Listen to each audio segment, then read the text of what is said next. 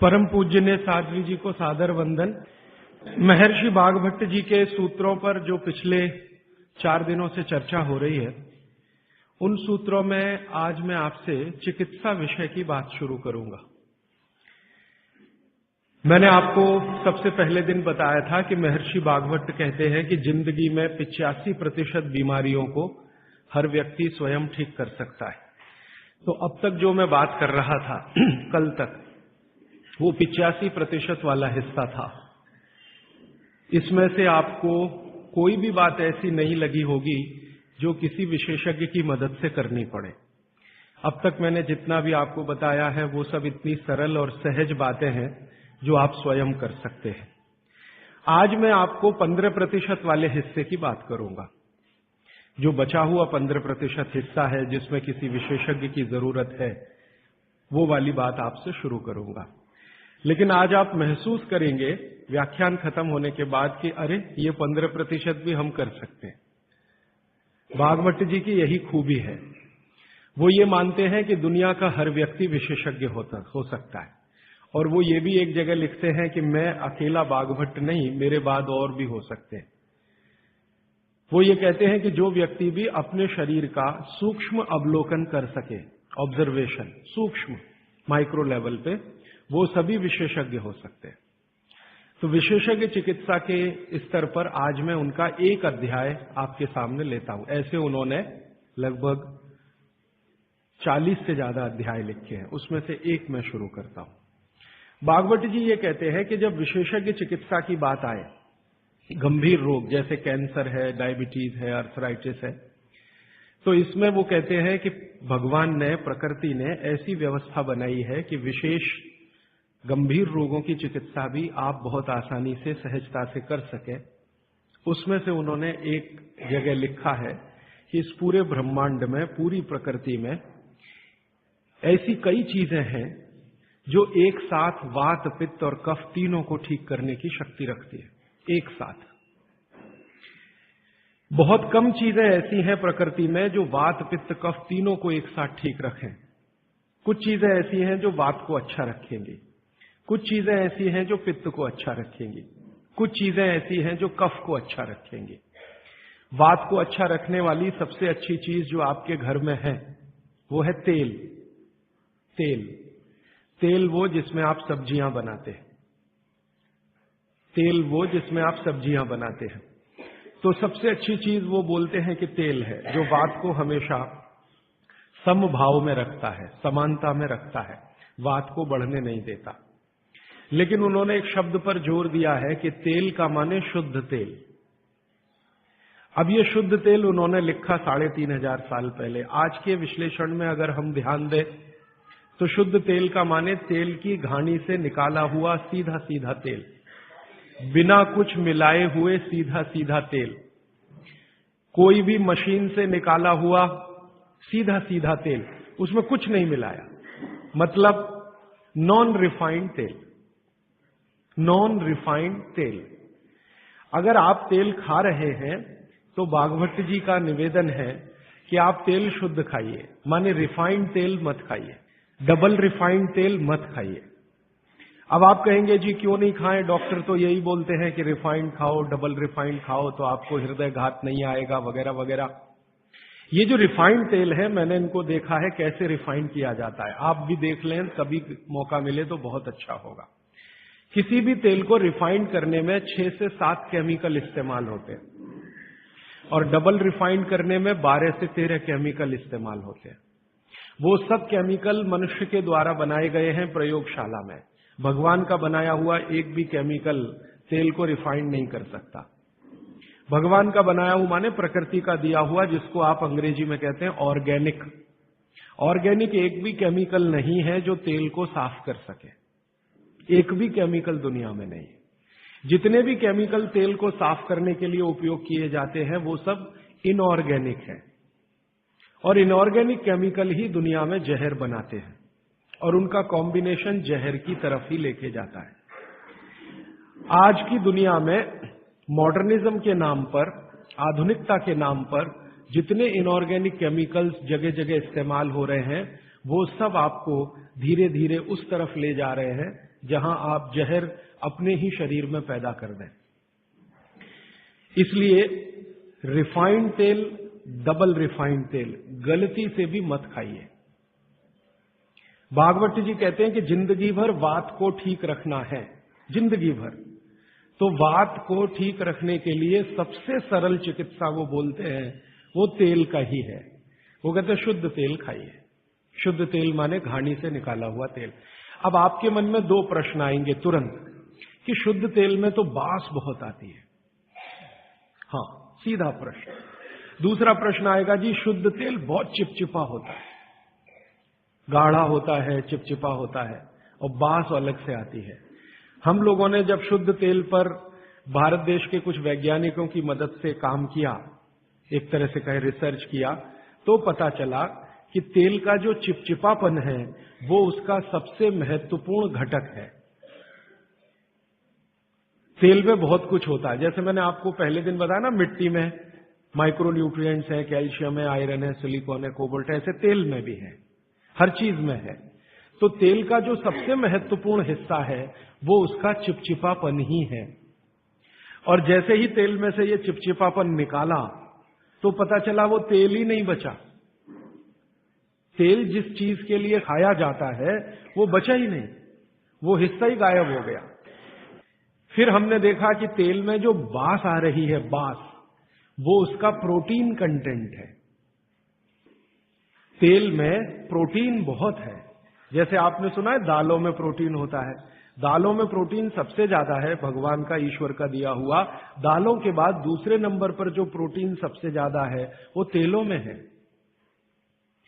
तो आप जो तेल में देख रहे हैं कि उसकी बास है, वो बास जो है ना, उसका ऑर्गेनिक कंटेंट है प्रोटीन के लिए। 4-5 तरह के प्रोटीन है सभी तेलों में। आप जैसे ही तेल की बास निकालेंगे उसका प्रोटीन वाला घटक गायब हो जाता है। अब बास निकाल दिया तो प्रोटीन निकल गया, और चिपचिपापन निकाल दिया तो उसका जो फैटी एसिड है वो गायब। अब ये दोनों ही चीजें गायब हो गई तो तेल नहीं रहा, वो पानी है एक तरह से। इसलिए भागवत जी ने सूत्र लिखा कि जिंदगी भर वात की चिकित्सा अगर आपको करनी पड़ जाए तो बेहतर है कि आप शुद्ध तेल खाएं तो वात की चिकित्सा ही ना करनी पड़े।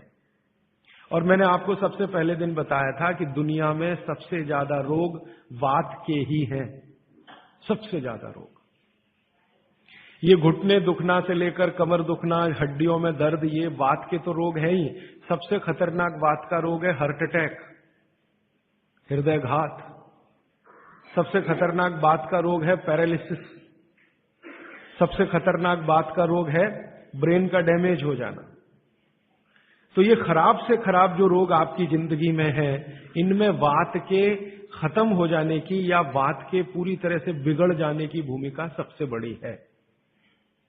फिर मैंने देखना शुरू किया कि हिंदुस्तान में ये रिफाइंड तेल कब से आए। आज से 50 साल पहले तो कोई जानता नहीं था कि रिफाइंड तेल क्या होता है। ये पिछले 20-25 वर्षों में आए हैं रिफाइंड तेल। कुछ कंपनियां निकली इस देश में, कुछ विदेशों से आई, कुछ हिंदुस्तानी कंपनियां, दोनों ने मिलकर रिफाइंड तेल का चक्कर चलाया। रिफाइंड तेल बहुत अच्छा है, बहुत अच्छा है। अब ये बहुत अच्छा उन्होंने कहा, किसी ने माना नहीं, तो डॉक्टरों से कहलवाया, बहुत बड़े बड़े डॉक्टरों से कहलवाया। जो डॉक्टर अपने मरीजों को कहते हैं कि भैया तेल हमेशा रिफाइंड ही खाना, ये वाला तेल लाना, वो वाला तेल लाना, अलग अलग ब्रांड के है ना, सफोला ले आना, सनफ्लावर ले आना, ये ले आना, वो ले आना। इन डॉक्टरों के साथ मैंने जब वार्ताएं करना शुरू किया, खासकर बंबई के कुछ डॉक्टरों को जो हर समय ये प्रेस्क्रिप्शन के साथ कहना नहीं भूलते कि तेल सफोला का ही खाना या तेल ये ही खाना, तो मैंने कहा डॉक्टर साहब सफोला से आपका क्या रिश्ता है? जो आप हर मरीज को कहते हैं तेल सफोला का ही खाना, ये क्यों नहीं कहते तेल तिल का ही खाना? ये क्यों नहीं कहते तेल नारियल का ही खाना? ये क्यों नहीं कहते तेल मूंगफली का ही खाना? ये सफोला कहां से आ गया? हमारे यहां तो नारियल का तेल होता है, मूंगफली का तेल होता है, तिल का तेल होता है, सफोला का तेल ये हिंदुस्तान का। तो वो डॉक्टर तो नहीं बताते, लेकिन उनकी पत्नियां बताती हैं कि वो सफोला वाला आता है ना। तो डॉक्टर साहब को कभी रेफ्रिजरेटर दे जाता है, कभी टेलीविजन दे जाता है, कभी डॉक्टर साहब और मुझे मिला के नेपाल की यात्रा करा देता है, कभी हमारे बच्चों के साथ हमको अफ्रीका की सफारी दिखा देता है। तो ये है चक्कर सारा कि एक तरह से किकबैक डॉक्टर साहब को प्रत्यक्ष और परोक्ष रूप से मिल रही है। इसलिए डॉक्टर साहब बार बार कह रहे हैं कि सफोला का तेल खाना। अब ये सफोला का तेल हमने लेकर टेस्ट किया लेबोरेटरी में। सूरजमुखी का तेल जो अलग अलग ब्रांड का है वो टेस्ट किया लेबोरेटरी में। दिल्ली में all India institute of medical sciences के कई डॉक्टरों को इसमें इंटरेस्ट हुआ कि बात तो ये गहरी है, इस पे काम करके देखना चाहिए। तो वो डॉक्टरों ने जो कुछ भी निकाल के दिया है रिसर्च के रूप में, है तो बहुत मोटा हिस्सा, अगर बात करूं तो बहुत दिन बीत जाएंगे, उसका निष्कर्ष एक वाक्य में बता देता हूं कि तेल में जैसे ही आप बांस को निकालेंगे और उसका चिपचिपापन हटाएंगे, वो तेल ही नहीं रहता, तेल के सारे महत्वपूर्ण घटक निकल जाते हैं। और डबल रिफाइंड में तो कुछ भी नहीं बचता। डबल रिफाइंड तो बिल्कुल छूछ है, कुछ है ही नहीं उसमें, और आप उसको खा रहे हैं। तो तेल के माध्यम से शरीर को जो कुछ चाहिए वो मिलता नहीं। आप बोलेंगे जी तेल के माध्यम से हमारे शरीर को क्या मिलता है। मैं बार बार एक शब्द पे आपको ध्यान लाया, HDL, हाई डेंसिटी लिपोप्रोटीन। ये तेलों में से ही आता है आपके शरीर में। वैसे तो ये लीवर में बनता है, लेकिन तेल खाएं तब, खाएंगे नहीं तो बनेगा नहीं है। तो शुद्ध तेल आप खाएं तो आपके लीवर की मदद से HDL आपके शरीर में बेहतरीन स्थिति में रहे। और ये HDL ही है जो आज की रिसर्च बताती है जो वात को कंट्रोल कर सकता है, HDL ही है। तो आधुनिक विज्ञान का ये HDL और 3500 साल पहले के विज्ञान बागभट्ट चिकित्सा का तेल, ये दोनों एक ही चीजें हैं। तो आप शुद्ध तेल खाएं तो HDL अच्छा रहे। HDL अच्छा रहे, जिंदगी में हार्ट अटैक आने की कोई संभावना नहीं। आप निसंकोच अपना जीवन बिताइए। फिर एक और महत्व की बात, हमने हमारे कुछ दोस्त लोग हैं इस अभियान में जुड़े हुए, उनके ऊपर एक्सपेरिमेंट किए। खासकर छत्तीसगढ़ में हमारे कुछ मित्र हैं। मैंने कहा भाई आप ऐसा करो, चिकित्सा करनी है तो बागभट्ट की करो। हाँ ठीक है करेंगे। तुम डॉक्टर बंद कर दो। हाँ बंद कर देंगे। तो ऐसे हमने कुछ हमारे दोस्त इकट्ठे किए जिनको बहुत ज्यादा समस्या है कोलेस्ट्रॉल की, बहुत ज्यादा समस्या है ट्राइग्लिसराइड की, बहुत ज्यादा समस्या है हाई बीपी की। ऐसे कुछ लोग इकट्ठे किए और छत्तीसगढ़ में ये इसलिए किया कि छत्तीसगढ़ भारत में ऐसा एक राज्य है जहां शुद्ध तेल अभी भी मिलता है। गांव गांव में तेल निकालने वाली घानियां हैं, आसानी से तेल उपलब्ध है और आसानी से सरसों भी उपलब्ध है, मूंगफली भी उपलब्ध है। तो वहां करने का ये एक ही प्रयोजन था और ये लगभग हम 3-3.5 साल से कर रहे हैं। अभी भी ये चालू है, हमारा काम बंद नहीं हुआ है। तो वहां हमने जिन जिन लोगों को शुद्ध तेल पर लाया उनका ये बंद करा दिया, रिफाइंड और डबल रिफाइंड, और शुद्ध तेल पर वो आते गए। अभी उनकी स्थिति ये है कि जब हम उनको डॉक्टर को दिखाते हैं और पुरानी रिपोर्ट लेके जाते हैं कि देखो 3 साल पहले इनकी ये रिपोर्ट थी, कोलेस्ट्रॉल इतना, ट्राइग्लिसराइड इतना, ये इतना, तो डॉक्टर कहता है ये रिपोर्ट में तो 8 दिन के ज्यादा जिंदा नहीं रहना चाहिए, हार्ट अटैक आना ही चाहिए और मरना ही चाहिए, लेकिन आप बचे कैसे हैं। तो अब रिपोर्ट ये देख लो। आज की रिपोर्ट उनको दिखाते हैं तो वो कहते हैं कि मिरेकल है, ये मिरेकल कुछ नहीं है, चमत्कार कुछ नहीं, बस एक ही है कि शुद्ध तेल खाया उन्होंने और जो तेल के घटक होते हैं वो भरपूर मात्रा में उनके शरीर को मिले, इसलिए उनके ट्राइग्लिसराइड्स लेवल कम हुए, कोलेस्ट्रॉल लेवल माने VLDL, LDL कोलेस्ट्रॉल लेवल कम हुए, HDL उनका बहुत तेजी से बढ़ा, ब्लड प्रेशर उनका अपने आप कम हुआ, हार्ट अटैक आने की जो कंडीशन बनी हुई थी वो पूरी तरह से खत्म हुई। और अब इतना काम करने के बाद मुझे ये कॉन्फिडेंस हो गया है कि उनमें से 2 हमारे कार्यकर्ता तो ऐसे हैं जिनको हार्ट में भयंकर ब्लॉकेज थे, अभी चेक कराएंगे तो वो ब्लॉकेज भी नहीं मिलेंगे। ये आया रिपोर्ट और बागभट्ट जी का देखकर फिर मैंने देखना शुरू किया। आप भी जरा पुरानी चीजें याद करिए, 20 साल पहले की, 25 साल पहले की। तो हमारे घरों में बहुत सारी चीजों में बहुत बार तेल का उपयोग होता था और तेल के साथ घी का उपयोग तो और भी ज्यादा होता था। तेल और घी एक ही कैटेगरी मान लें आधुनिक विज्ञान के हिसाब से। वैसे आयुर्वेद के हिसाब से दोनों अलग कैटेगरी हैं, लेकिन 1 मिनट के लिए मान लें हम, कितने बार हम घी का उपयोग करते थे घरों में? शीरा बना रहे हैं, हलवा बना रहे हैं, बिना घी के बन नहीं रहा है। दाल में घी खा रहे हैं, रोटियों पे घी खा रहे हैं, सब्जियों में घी खा रहे हैं, और फिर सब्जियां तेल में बना रहे हैं। आप जरा कल्पना तो करिए, कितनी जगह तेल तेल तेल, कितनी जगह घी घी घी।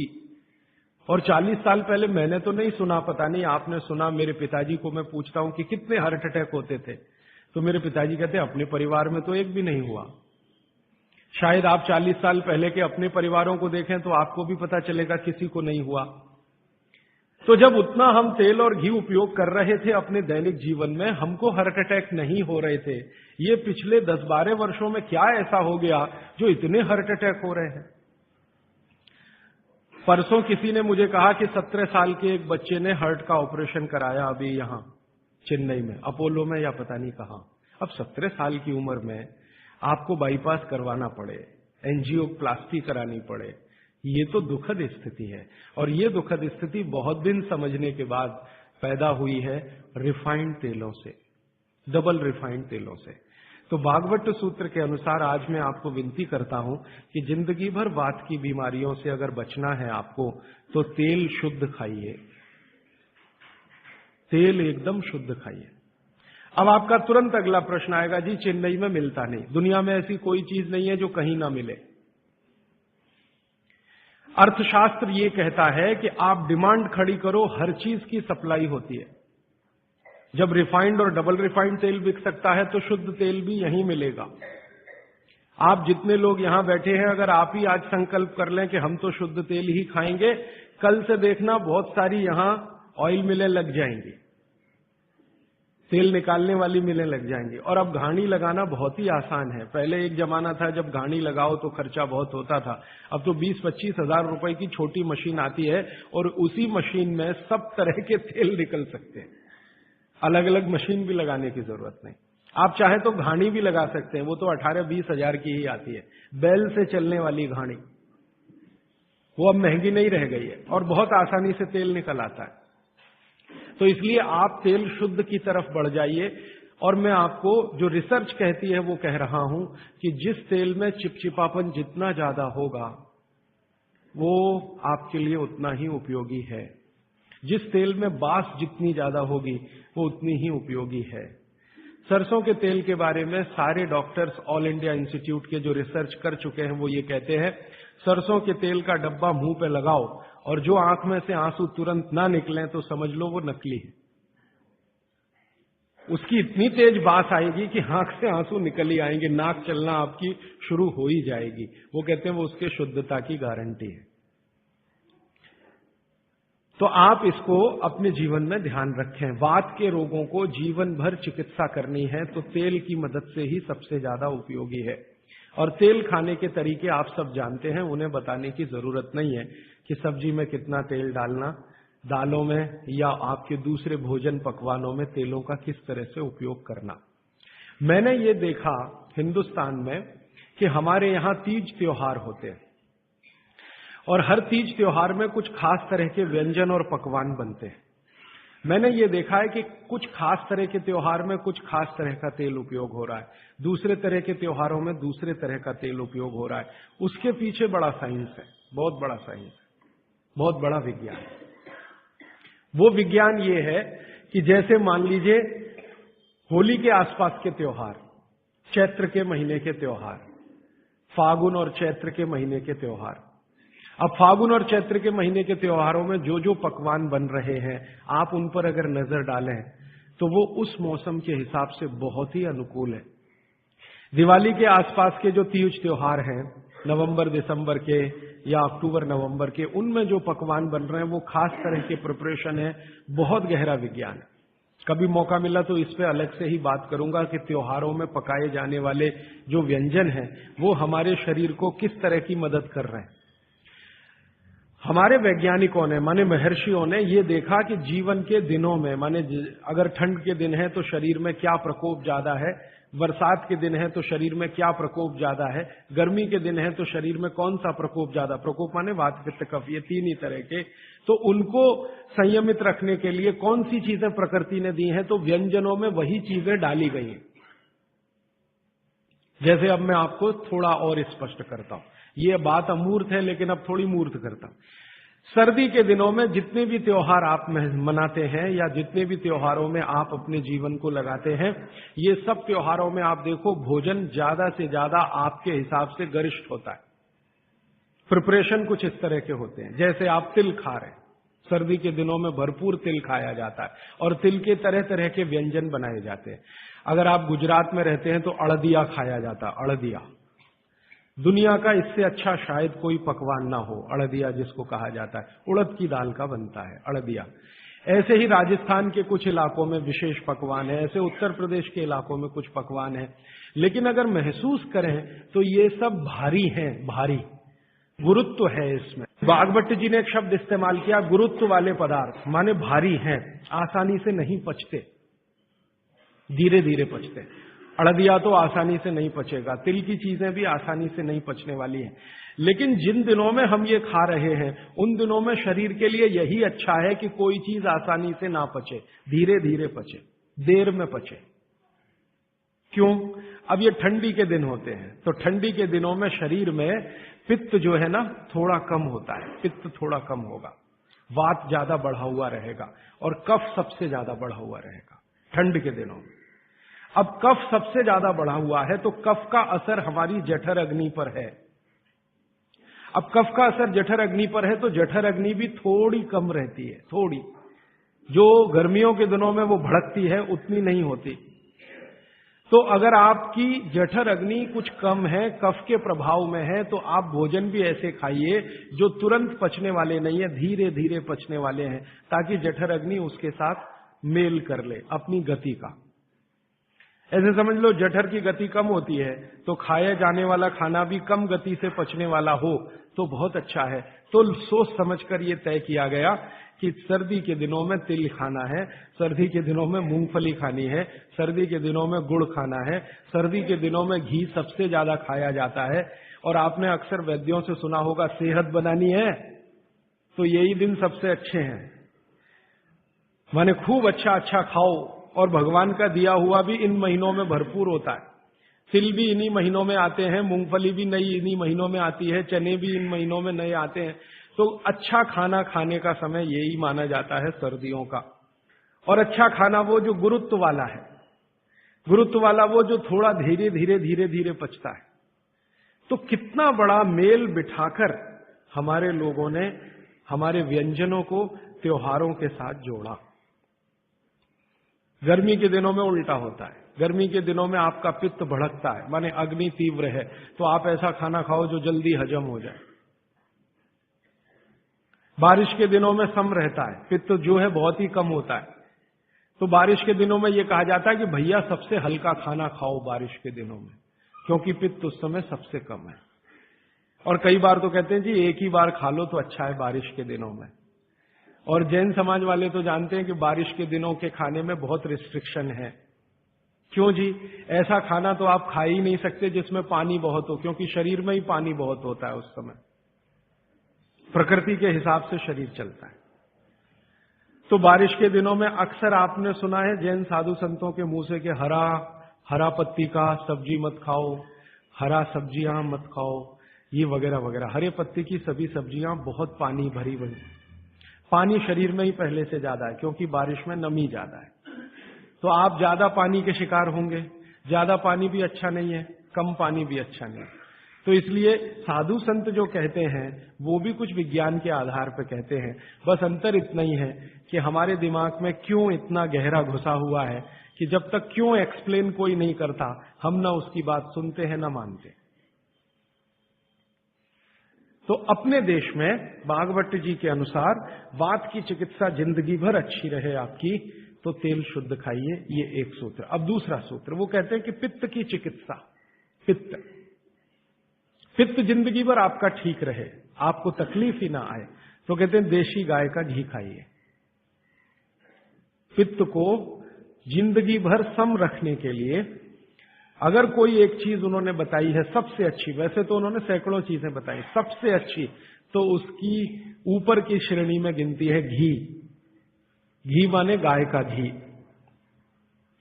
भैंस के घी के लिए उन्होंने बोला है, लेकिन उन्होंने कहा है कि वो एक ही कैटेगरी के लोगों के लिए है जो कुश्ती लड़ते हैं। कुश्ती लड़ते हैं माने पहलवानी करते हैं, दंड बैठक लगाते हैं, पहलवानी करते हैं, वो घुमाते हैं। इनके लिए उन्होंने कहा है कि ये गाय का घी कभी ना खाएं, ये भैंस का ही घी खाएं, क्योंकि होना ही उनको भैंस के जैसा है।